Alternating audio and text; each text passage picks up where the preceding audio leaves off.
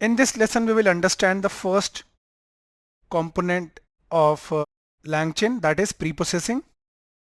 Let us see. As the name suggests, the LangChain process begins with document loaders and text splitters. This can include PDF documents. The loading and preprocessing of data is what the preprocessing component includes.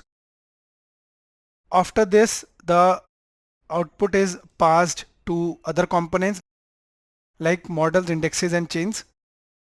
Generally, under the LangChain components, this component of document loaders and text splitters are not included, but this is still an essential part of the LangChain ecosystem. This eases your work in building workflows.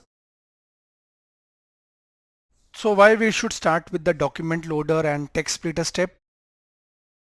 So this is the data ingestion step. Includes the entry point for bringing your external data into the system.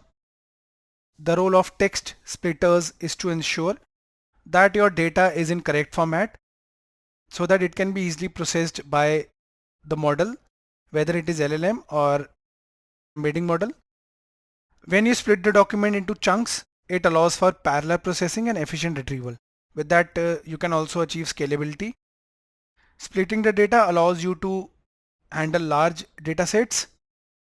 Guys, we saw what is the pre-processing component of LangChain.